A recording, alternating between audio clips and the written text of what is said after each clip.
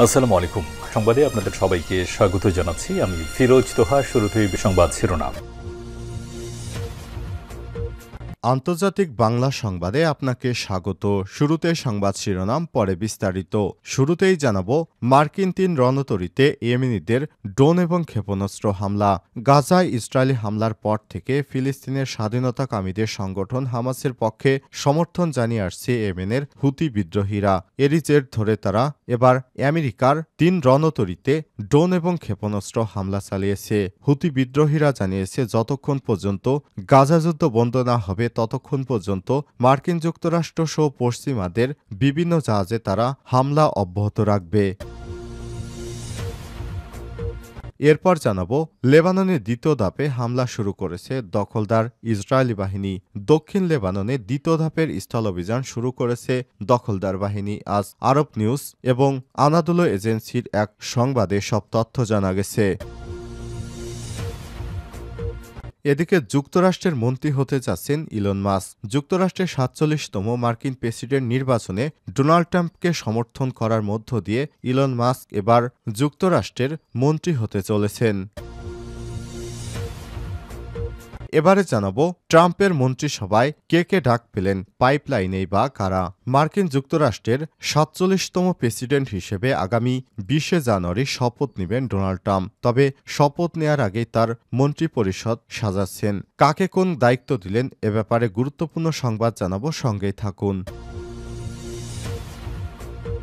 এবং সর্বশেষ জানাবো একটি মর্মান্তিক সংবাদ। বিয়ের বাস নদীতে পড়ে পাকিস্তানে নিহত ১৪। উত্তর পাকিস্তানের একটি বাস সিন্ধু নদীতে পড়ে কমপক্ষে ১৪ জন নিহত এবং আরও বেশ কয়েকজন আহত হয়েছে। খবর পাকিস্তান জাতীয় সংবাদ মাধ্যম ডনের। প্রিয় দর্শক, এতক্ষণ শুনছিলেন সংবাদ শিরোনাম, এবারে বিস্তারিত। তবে তার আগে বন্ধুরা, অনুরোধ থাকবে এই সংবাদটিতে একটি লাইক দিন। এই চ্যানেলে আপনি নতুন হয়ে থাকলে আমাদের সংবাদটি দেখতে দেখতে চ্যানেলটি সাবস্ক্রাইব করে রাখুন। আর বন্ধুরা, আপনি যদি গাজা যুদ্ধে নিরীহ ফিলিস্তিনিদের ভালোবেসে থাকেন, কমেন্টে ইয়েস লিখে বিশ্ববাসীকে জানিয়ে দিন। এবারে বিস্তারিত। মার্কিন ৩ রণতরীতে ইয়েমেনিদের ড্রোন এবং ক্ষেপণাস্ত্র হামলা। গাজায় ইসরায়েলি হামলার পর থেকে ফিলিস্তিনের স্বাধীনতাকামীদের সংগঠন হামাসের পক্ষে সমর্থন জানিয়ে আসছে ইয়েমেনের বিদ্রোহী গোষ্ঠী হুতিরা।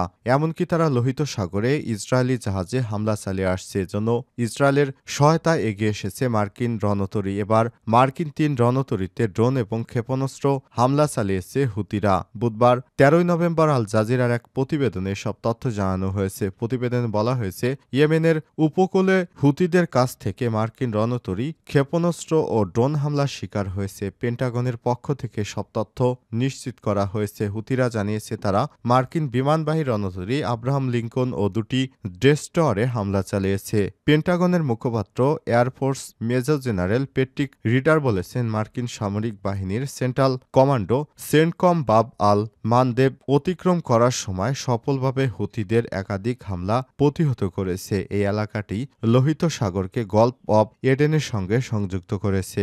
এক সংবাদ সম্মেলনে রাইডার আরও বলেন, মার্কিন ক্ষেপণাস্ত্র বিধ্বংসী রণতরী ইউএসএস স্টকডেল এবং ইউএসএস সাসপেন্স কমপক্ষে ৮টি একমুখী আক্রমণকারী ড্রোন, ৫টি জাহাজ বিধ্বংসী ব্যালিস্টিক ক্ষেপণাস্ত্র এবং ৩টি জাহাজ বিধ্বংসী ক্রুজ ক্ষেপণাস্ত্র দ্বারা আক্রান্ত হয়েছে। গোষ্ঠীটি ছোড়া এসব ড্রোন ও ক্ষেপণাস্ত্র সফলভাবে প্রতিহত করা হয়েছে। এতে মার্কিন নৌবাহিনীর কোনো জাহাজে ক্ষতি হয়নি। এছাড়াও এতে কোনো কর্মী আহত হয়নি। এ সময় তিনি আরও বলেন, মার্কিন বিমানবাহী রণতরী ইউএসএস আব্রাহাম লিঙ্কনে হামলার কোনো তথ্য পাওয়া যায়নি। এর আগে মঙ্গলবার হুতিরা জানায়, তারা ৮ ঘণ্টার ব্যবধানে মার্কিন নৌবাহিনীর বিরুদ্ধে দুটি নির্দিষ্ট সামরিক নিশানায় অভিযান চালিয়েছে। হুতির সামরিক মুখপাত্র ইয়াহিয়া সারি বলেছেন, সাগরে মার্কিন বিমানবাহী রণতরী আব্রাহামকে নিশানা করে প্রথমে বেশ কয়েকটি ক্রুজ মিসাইল এবং ড্রোন দিয়ে হামলা করা হয়। এ সময় তিনি আরও বলেন, দ্বিতীয় অপারেশনে বেশ কয়েকটি ব্যালিস্টিক ক্ষেপণাস্ত্র এবং ড্রোন হামলা চালানো হয়েছে। হামলায় লোহিত সাগরে দুটি মার্কিন ডেস্ট্রয়ারকে লক্ষ্যবস্তু করা হয়েছে। এছাড়াও এসব হামলা সফলভাবে লক্ষ্য অর্জন করেছে। হুতিরা গেল বছরের নভেম্বর থেকে জাহাজে হামলা চালিয়ে আসছে। এ হামলায় অন্তত ৯০টি জাহাজ, ড্রোন এবং ক্ষেপণাস্ত্র ছোড়া হয়েছে। এতে দুটি জাহাজ ডুবে গেছে। এছাড়াও দুটি জাহাজকে হাইজ্যাক করেছে তারা। গোষ্ঠীটির দাবি, গাজায় যুদ্ধবন্ধ এবং ত্রাণ সহায়তা স্বাভাবিক না হওয়া পর্যন্ত এই হামলা অব্যাহত থাকবে। লেবাননে দ্বিতীয় ধাপে হামলা শুরু করেছে ইসরায়েল। দক্ষিণ লেবাননের দ্বিতীয় ধাপে স্থল অভিযান শুরু করেছে ইসরায়েলি সেনাবাহিনী। তেল আবিবের দৈনিক মারিবের বরাতে আনাদুলু এজেন্সি মঙ্গলবার ১২ নভেম্বর এসব তথ্য জানিয়েছে। ইসরায়েলি সেনাবাহিনী বলছে তারা হিজবুল্লাহর বিরুদ্ধে অভিযান জোরদার করেছে। গোষ্ঠীটির নতুন আস্তানার দিকে অগ্রসর হচ্ছে নেতানিয়াহু বাহিনী। এর অর্থ হচ্ছে দক্ষিণ লেবাননের নতুন এলাকা ইসরায়েলি আগ্রাসনের কবলে পড়তে যাচ্ছে।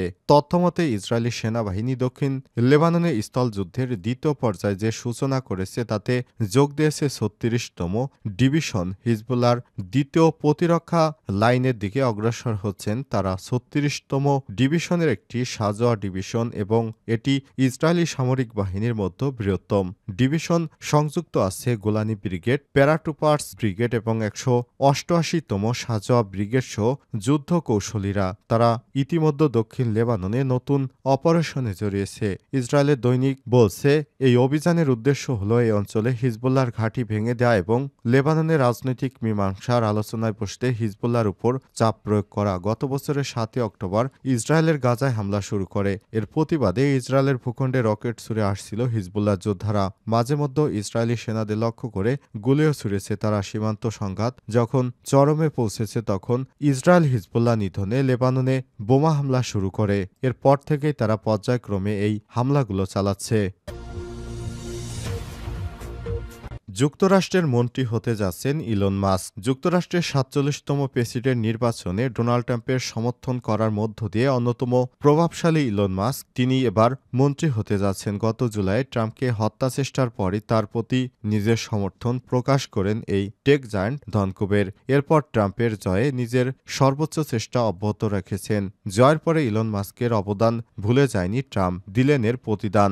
রয়টার্সের এক প্রতিবেদনে বলা হয়েছে সরকারি দক্ষতা বিভাগ নামে ট্রাম্প নতুন মন্ত্রণালয় গঠন করতে যাচ্ছে। এর দায়িত্ব দেবেন ইলন মাস্ক ও বিবেক রামাস্বামীকে। বিবেক প্রযুক্তি উদ্যোক্তা এবং এবারের প্রেসিডেন্ট নির্বাচনে রিপাবলিকান পার্টির মনোনয়ন প্রত্যাশী ছিলেন। স্থানীয় সময় মঙ্গলবার ১২ নভেম্বর ডোনাল্ড ট্রাম্প এক বিবৃতিতে তাদের নাম ঘোষণা করেছেন। তাতে বলা হয়েছে তারা আমার প্রশাসনের জন্য সরকারি আমলাতন্ত্রকে ভেঙে ফেলায়, অতিরিক্ত বিধিবিধান, অযথা খরচ কমাতে এবং ফেডারেল সংস্থাগুলোর পুনর্গঠনের পথ প্রশস্ত করবে।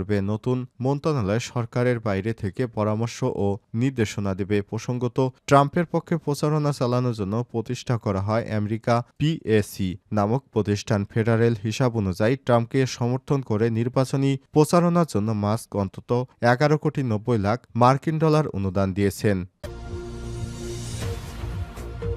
ট্রাম্পের মন্ত্রিসভায় কে কে ডাক পেলেন, পাইপলাইনেই বা কারা?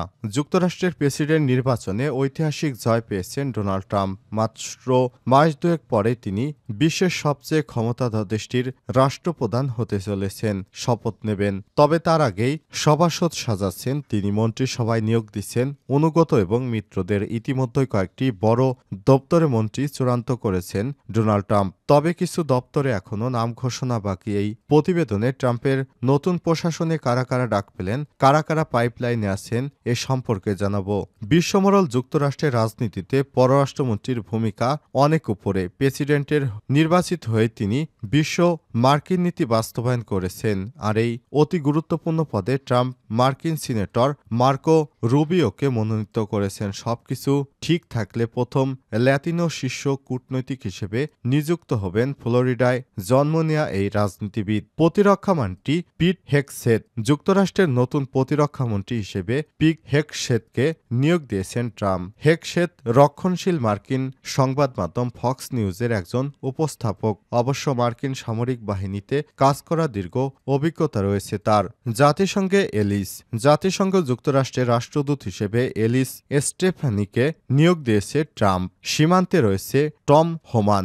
ডোনাল্ড ট্রাম্প তার পরবর্তী প্রশাসনে যুক্তরাষ্ট্রের সীমান্ত দেখভালের দায়িত্ব দিচ্ছেন টম হোমানকে। কট্টর অভিবাসন বিরোধী কর্মকর্তা হিসেবে পরিচিত রয়েছেন টম হোমান। স্বরাষ্ট্রমন্ত্রী ক্রিস্টি নোয়েম মার্কিন স্বরাষ্ট্রমন্ত্রী হোমল্যান্ড সিকিউরিটির দায়িত্ব সাউথ ডাকোটা অঙ্গরাজ্যের গভর্নর ক্রিস্টি নোয়েমকে নিয়োগ দিয়েছেন তিনি। মন্ত্রিসভায় জায়গা পেলেন ইলন মাস্ক। বিশ্ববিখ্যাত প্রযুক্তিবিদ ইলন মাস্ক এবার মন্ত্রিসভায় ডাক পেয়েছেন।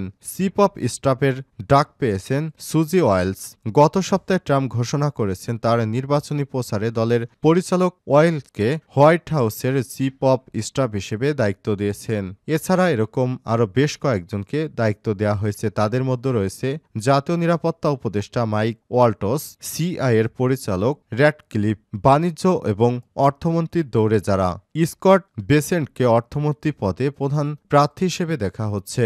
বেসেন্ট দীর্ঘদিন ধরে পূর্ববর্তী রিপাবলিকান পার্টির জনপ্রিয় ল্যাজেস ফেয়ার নীতি সমর্থক হলেও তিনি ট্রাম্পের আলোচনায় সরঞ্জাম হিসেবে ট্যারিফ ব্যবহারের প্রশংসা করেছেন। তিনি ট্রাম্পের অর্থনৈতিক দৃষ্টিভঙ্গির প্রশংসা করেছেন।